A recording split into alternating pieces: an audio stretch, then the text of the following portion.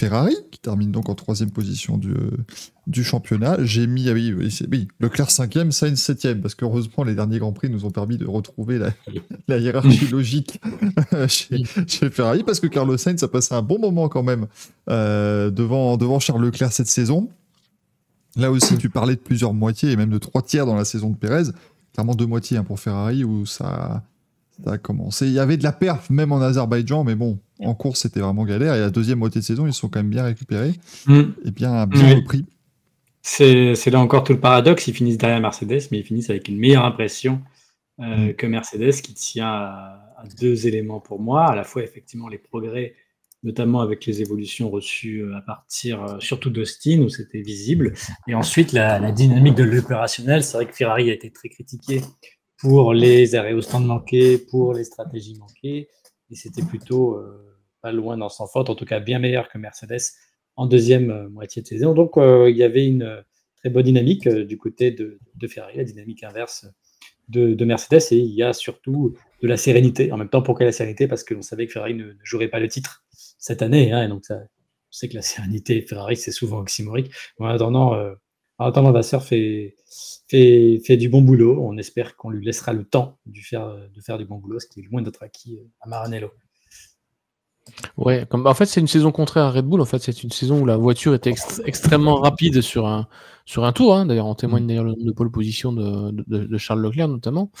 J'ai plus le nombre exact. Ça doit être 6, c'est ça, il me semble. 7. C'est un 5 pole, pardon. Et 2 pour Sainz. 2 pour Sainz. Oui, alors, il n'a que 5 parce qu'il y en a une qui récupère parce que Verstappen l'a perdu. Verstappen, c'est en Belgique. En Belgique, voilà. Voilà, il a récupéré, en fait, il a pas fait le meilleur temps. Donc c'est la saison contraire c'est la voiture qui va extrêmement vite sur un tour, pas extrêmement vite, qui va plutôt vite sur un tour en tout cas, jusqu'au bout de la saison d'ailleurs, elle a été vite sur un tour, mais qui en course effectivement bouffer ses pneus un peu comme un peu moins que chez Haas, qui a la même philosophie, mais voilà, c'est un peu ce qui a fait que toutes ces pole positions non converties pour Charles Leclerc en victoire, ça s'est allé de mieux en mieux dans la conversion vers la fin de la saison, mais c'était pas encore suffisant pour vraiment convertir. Voilà, on pense notamment à Vegas, on pense effectivement le Brésil, on n'en parle même pas parce que le pauvre il a même pas pu prendre le départ du Grand Prix, mais voilà, en fait ça allait quand même beaucoup mieux de ce côté-là. Leclerc Sainz, effectivement, saison plutôt équilibrée, donc Sainz toujours des grosses fautes quand même, il y a quand même mis quelques boîtes encore cette année avec sa voiture. Leclerc beaucoup moins. C'était un petit peu le péché mignon de Charles jusqu'en 2022. Là, cette année, il était quand même beaucoup plus maîtrisé de ce côté-là. Saison équilibrée, du coup, entre les deux. Donc, je pense que les deux méritent d'être reconduits. Alors, on parle d'un super méga contrat de 5 ans pour Leclerc et seulement 1 année de plus pour Carlos. Donc, je pense que effectivement, Ferrari se laisse ses options ouvertes parce qu'il y a quand même l'histoire Audi, qui cherche quand même à récupérer encore Sainz. Enfin, bref, c'est pas très clair tout ça. Alors que je pense que si Sainz, on lui propose 3 ans ou 4 ans, il signe direct. Je pense qu'il se pose même pas de questions. Je pense qu'effectivement, ils doivent quand même attendre un petit peu que les jeux des chaises musicales tournent un petit peu. Je pense pas que Ferrari pense à récupérer Verstappen, mais Ferrari pourrait récupérer un Lando Norris peut-être, potentiellement. En tout cas, c'est ce qui se dit. Même si certains voient plutôt Lando Norris du côté de Red Bull, du côté bref, Lando Norris, dès qu'il sera disponible, je pense que si McLaren ne réussit pas à concrétiser ses progrès encore une année, il risque de le perdre. Donc, c'est un petit peu là aussi l'avertissement de ce côté-là.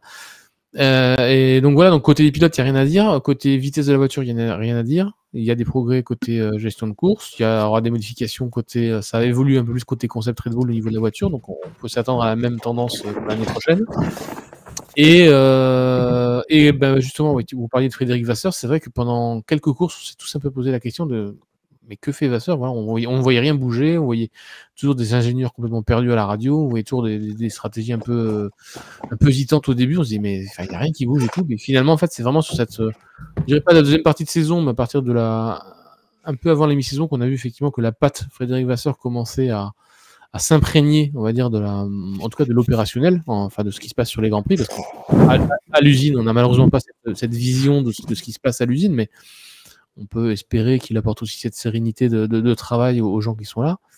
N'oublions pas que Ferrari recrute aussi sur le long terme, attend des gens comme Loïc Serra en pronom de chez Mercedes qui ne pourront pas venir avant 2025, je crois.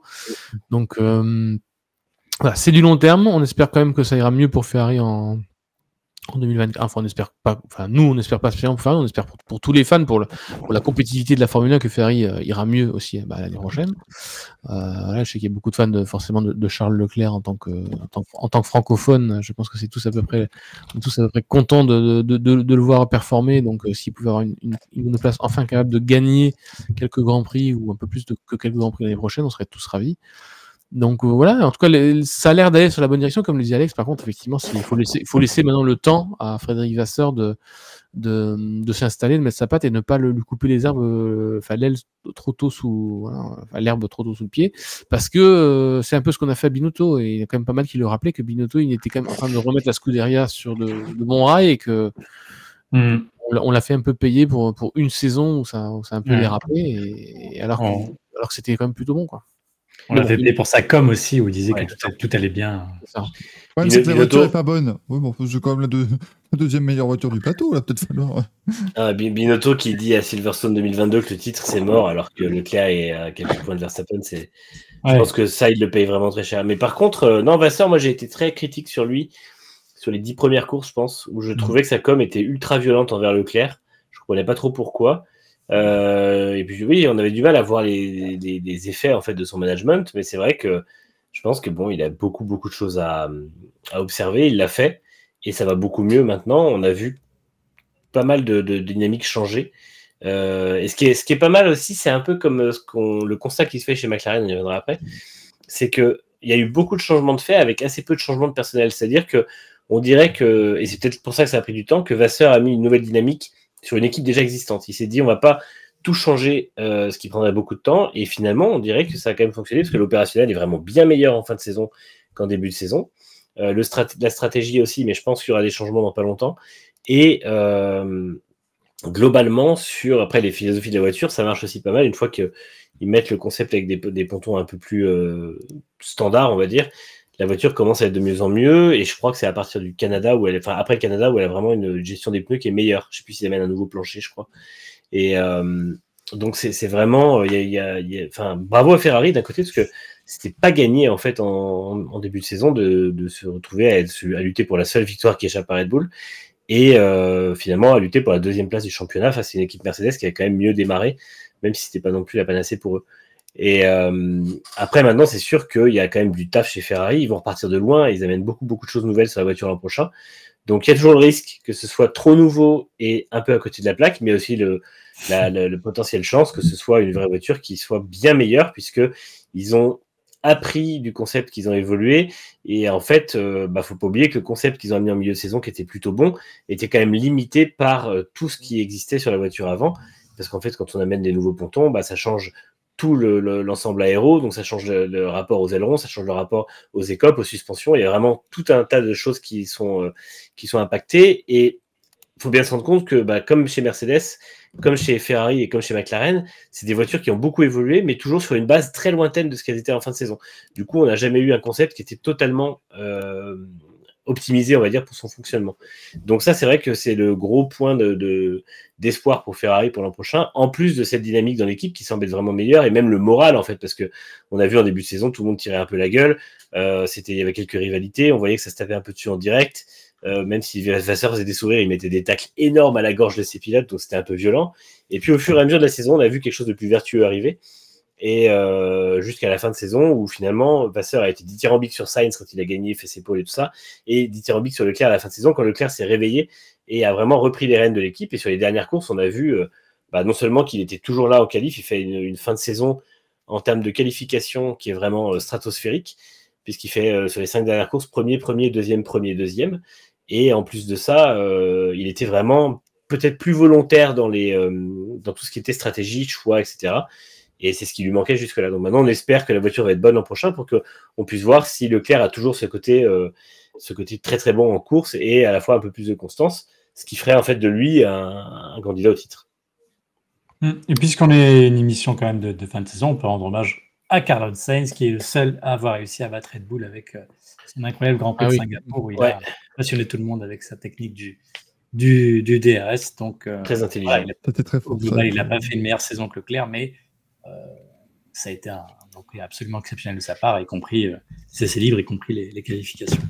Ouais, et surtout la course où il ne faut pas oublier que derrière lui, il a 2 Mercedes et une McLaren qui veulent à tout prix gagner aussi, parce qu'ils savent, en gros, tu as 3 équipes qui savent qu'il y aura sûrement une seule chance de battre Red Bull, et ils se retrouvent avec 3 pilotes qui, dans les derniers tours, se tiennent en 2 secondes, enfin 2 secondes derrière lui, en fait. Donc, bravo d'avoir résisté sous la pression, parce que c'est quand même Singapour, c'est quand même, pour le coup, c'est un tracé très compliqué, et c'est vrai que super course très intelligente d'avoir ramené Norris et les Mercedes pour gêner un peu derrière lui, mais bon, c'est vrai que...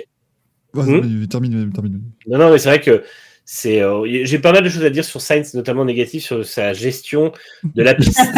Oui, ça on sait. Non, parce que j'allais dire, parce que je peux lâcher ma vanne quand même. Vas-y. Parce que tout le monde se dit, oh, Singapour, il a juste dû gêner des gens, ça va, il s'est fait. Donc, il s'était entraîné toute l'année avant. C'est pas compliqué. Là maintenant, tu peux dire des choses négatives réelles. non, mais c'est que oui, le Sainz a un gros problème de vision de piste. On se rappelle qu'en début de saison, Russell a dit qu'il était toujours inquiet autour de 3 pilotes qui, selon lui, voyaient mal la piste en 3D. Et clairement, on a très vite compris que Sainz en faisait partie parce que la vision en 3D de Sainz, c'était une catastrophe tout au long de la saison. Il gêne des pilotes à tour de bras.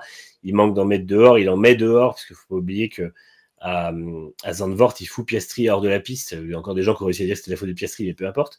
Et au final, ça a été vraiment très compliqué. Ça s'est un peu amélioré quand il était un peu mieux. Donc, je pense aussi qu'il y a une question de concentration qui était liée à peut-être beaucoup de volonté de faire fonctionner, de discussion avec les ingénieurs ou je sais pas quoi. Mais dans tous les cas, ces in-lap, out-lap sont vraiment trop insuffisants en termes de discrétion en piste. Et il faut espérer que l'an prochain, ça ira mieux. Ouais, mais effectivement, parce que sinon... On sent que Manu y croit. Oui, je veux y croire parce que quand il était au niveau, il a passé quelques grands prix de suite où ça allait très bien. Mais ça a duré entre Monza et le Japon, je crois. Donc, c'est quand même assez court sur la saison. Le reste du temps, c'était un peu le bordel. Et dommage pour lui aussi. Là, par contre, c'est pas de sa faute. Pour Las Vegas, parce que je pense qu'il était candidat à la victoire à Las Vegas s'il n'avait pas été scandaleusement volé par la FIA sur la décision. Je sais qu'ils n'auraient pas pu faire autrement, mais je trouve que ça a été totalement injuste qu'ils doivent prendre une pénalité, alors qu'au final, il était pour rien. Et oui, mais Alonso avait évité à bout les groupes. Voilà, Alonso, il fait un mouvement de ninja, je sais même pas comment il le fait. Donc, juste pour conclure sur Ferrari, je voulais juste rebondir sur un point qu'avait évoqué Manu un petit peu plus tôt, c'est effectivement le côté développement. Ils ont effectivement apporté une grosse évolution pour changer un peu de direction, de philosophie avec la voiture. Au-delà de cela, ils n'ont pas apporté énormément de pièces sur l'année. Je pense vraiment que, comme Red Bull, ils ont gardé un maximum de temps pour développer la voiture 2024. Parce qu'il ne faut pas oublier que voilà, plus on finit haut dans le championnat et moins on a de temps de soufflerie et de simulation par ordinateur. Et que je pense que Vasseur aussi, lui-même, quand il est arrivé, a dit voilà, attendons de voir un petit peu, voilà, pour que je puisse moi insuffler ma patte sur ce qu'on va développer pour l'année prochaine. Et donc, il a dû leur laisser effectivement ce champ libre pour changer la philosophie testée. Amener quelques planchers, genre, voilà, parce que c'est vraiment le plancher de la voiture aujourd'hui qui fait un peu la différence, notamment dans les appuis, la gestion des appuis surtout par les pilotes, la stabilité des voitures et la maniabilité de CF1. Mais au-delà de ça, il n'y a pas eu énormément de nouveautés chez Ferrari. Donc pour moi, gros investissement certainement sur la voiture de 2024, autant côté aéro que côté mécanique, parce que pareil, de ce côté-là, ça a très très peu bougé. Donc ouais, c'est assez optimiste du coup pour eux, mais on peut aussi dire la même chose de Red Bull, hein, qui n'a quasiment rien apporté de la saison, parce que bon, eux en plus d'avoir fini premier et d'être pénalisés naturellement par ça, ils avaient aussi 10% de temps de soufflerie pendant quasiment un an, quoi. Enfin, pendant un an en total, mais jusqu'en mois d'octobre cette année. Donc eux, dans leur grande chance, ils ont dominé tout de suite, donc ils ont vraiment gagné tout de suite ce temps de pénalité, quoi. Oui, ils sont plus récupérés. Mais voilà, on reste sur une impression positive pour Ferrari sur cette fin d'année, donc à confirmer en 2024. Ce sera notre appréciation. C'est pas mal, mais il faut poursuivre les efforts. Hein, et le bac est proche. Allez, on y croit. Ça peut...